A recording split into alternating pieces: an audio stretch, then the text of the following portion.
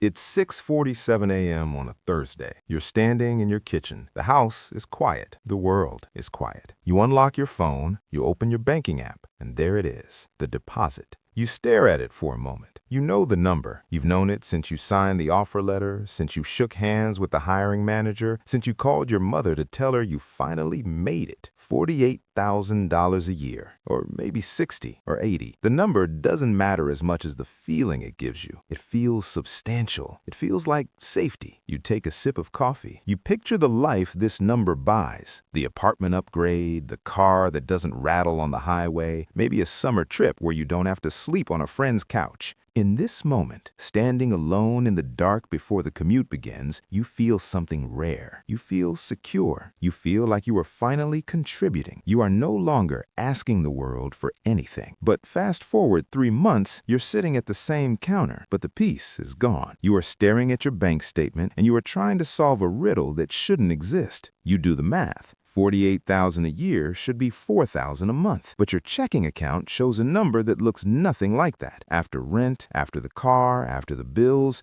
you are left with something thin, fragile. You aren't starving, but you aren't building either. You are treading water, and you start to wonder, where did it all go? You signed for the salary, you do the work, you trade your hours. So why does it feel like the money was taken from you before you ever touched it? Here is the lie we are all told when we enter the workforce. We are told that our salary is what we earn, but that number on your contract, that is a ghost. It is a theoretical figure, fiction. I call this the gross illusion. The system is designed to make you plan your life around a gross income that you will never, ever see. You make emotional decisions about where to live, what to drive, who to be, based on a number that does not exist in your reality. Let's look at the autopsy of your paycheck. Let's take that $48,000 salary. Before the money even leaves your employer's bank account, a line of people form a queue to take a slice. First, the federal government. On this salary, you lose roughly 12% to effective income tax. That's nearly $6,000 gone. Then the state, let's say 5%, another $2,400. Then FICA, Social Security and Medicare, 7.65%. That's $3,700. We aren't done. Health insurance premiums. A standard employee contribution averages $1,800 a year. Do the math. That is nearly $14,000 vanished before you wake up at 6:47 a.m. to check your phone. Your $48,000 is actually $34,000. You have lost 29% of your labor to the entry fee of civilization, and we haven't even talked about the money you actually spend. But this is just the obvious part. This is the part you expect. What comes next is the part that keeps you poor. So let's say you work hard, you grind, you stay late, and next year your boss calls you into the office and gives you a 4% raise. You celebrate, you feel valued, you think, finally, I'm getting ahead. But while you were working for that 4% raise, the cost of simply existing went up by 5%.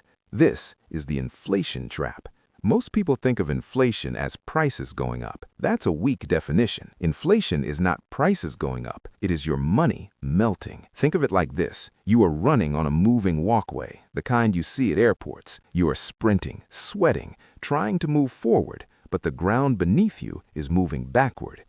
If you get a $2,000 raise, but your rent goes up $100 a month, and your groceries cost 10% more, and the gas to get to work spikes, you haven't gotten a raise. You have taken a pay cut. But because the number on your check is higher, your brain registers it as a win. This is the psychological genius of the system. They give you more paper, but the paper buys less freedom. It is a silent thief. A thief that doesn't break into your house, but shrinks the house around you.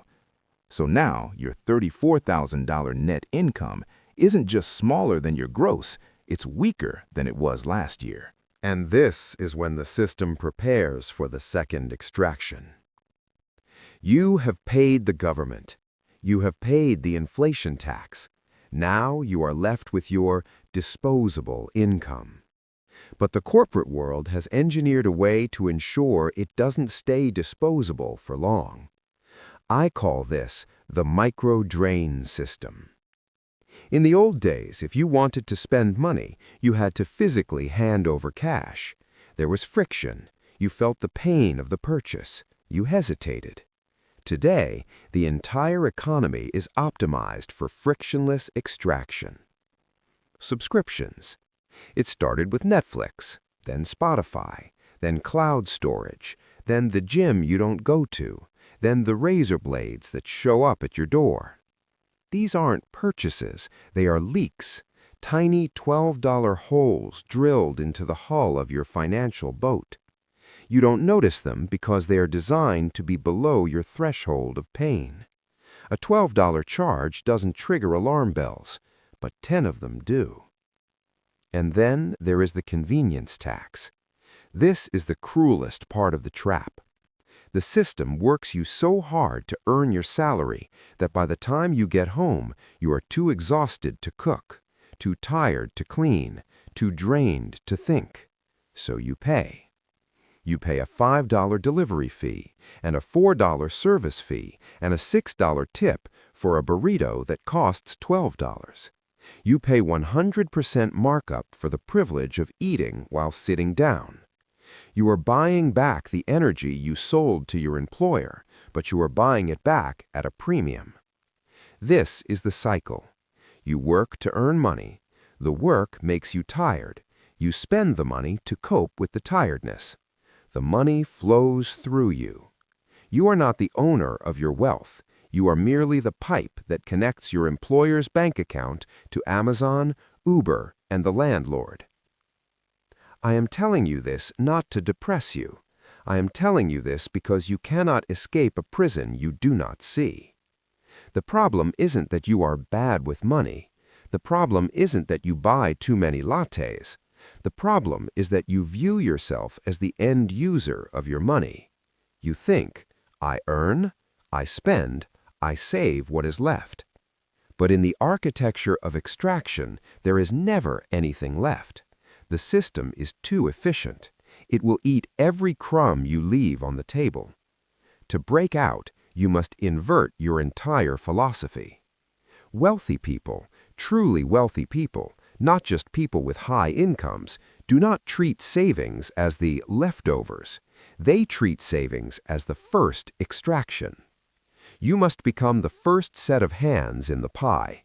Before the landlord, before the tax man, when possible, before the subscription models, before your own tired emotional brain can click purchase.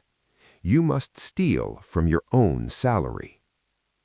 This brings us to the only action that matters.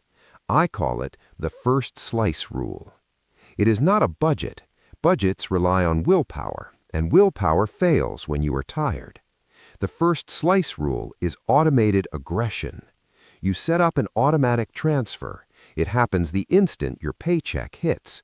Or even better, you do it through payroll deductions like a 401k, so the money never even touches your checking account. You route 10%, 15%, or 20% into an account you cannot easily touch. You are artificially lowering your salary. You are forcing yourself to live on a smaller pie. And here is the magic. You won't miss it. Human beings are adaptable. If your paycheck is $3,000, you spend $3,000. If it is $2,600, you spend $2,600. You figure it out. The subscriptions get canceled. The delivery apps get deleted. The friction returns. But that money you diverted, it is now working for you. It is no longer a ghost. It is a soldier. It is accumulating. It is compounding. It is the only part of your labor that you actually get to keep. Let's go back to that morning in the kitchen. Imagine looking at your phone. The notification comes in. 48,000. But this time you know the truth. You know that number is a gross illusion. You know the inflation thief is waiting outside the door. You know the micro drains are waiting to bleed the account dry. But you smile anyway. Because you know that at 12:01 a.m., before the world woke up, before the landlord came knocking, before the algorithms tried to sell you comfort, You took your slice. You moved your freedom into a fortress where they can't touch it. Your salary isn't what they pay you. Your salary is what you keep from them.